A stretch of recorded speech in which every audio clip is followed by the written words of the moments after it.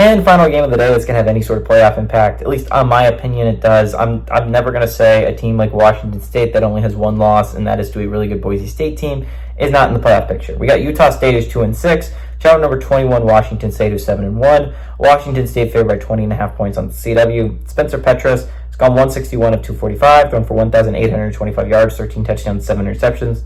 Rasul Faison has had 155 carries for 797 yards and 6 touchdowns, and Jalen Royals had 55 catches for 834 yards and 6 touchdowns.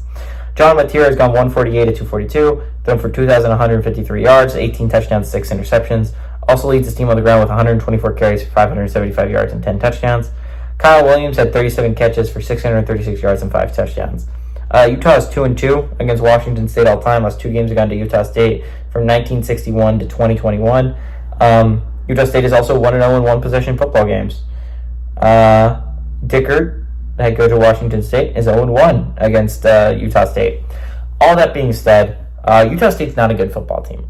It's just not. Washington State, weirdly enough, has a very good path ahead to finish 11-1.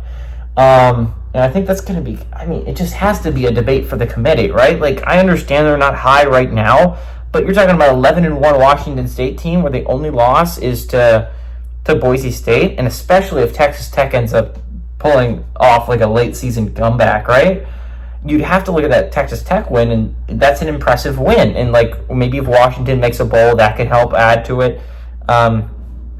Washington State has a solid win over San Jose State. Maybe the Fresno State win also helps them a little bit. But like this is a good football team, and it is what is so upsetting is how overlooked they are. Washington State is really good. This is a Washington State team that absolutely should be getting more talk for the playoffs than they are. This is a really good team. They only lost to Boise State because Boise State's really, really good, guys. Boise State's a really, really good football team.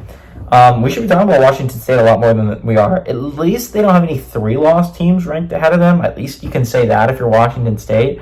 And if you win, you're going to move up a couple spots. I feel like just casually, you're going to move up a couple spots. All that being said, Washington State's a really good team. The path to the playoffs is right in front of them. They do not play a team that is over 500 as of the moment right now. We'll see. They end the year against Oregon State, and they're 4-4 at the moment, so maybe Oregon State's above 500 when they play them. That's a major if, though. I don't think Oregon State's that good. The path to the 11-1 season is right there for Washington State.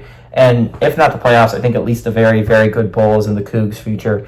This is a really good Cougs team. I think it's going to be a shame if they're overlooked and left out of the playoffs. John Mateer is a hell of a player, and I think we don't talk about how good of a player John Mateer is. But we're entering the final stretch, boys. We got 3 more weeks of videos after this before conference championship games that are obviously going to be massive when you're talking about the playoff picture. And automatic bids are at the line. Top 4 seeds are on the line. It's starting to get good, right? 12 spots left, 16 teams right there. Not to mention teams like Ole Miss and LSU and Alabama and Texas A&M. And Colorado, for that matter, as a bid thief. Better right there, too. A chance to make a name for themselves heading into the last 4 weeks of the season. It's starting to get really good, boys. The 12-team race it's starting to heat up, and it's getting really exciting. I like Washington State here, though. I like Washington State to win, and I like Washington State to cover at home.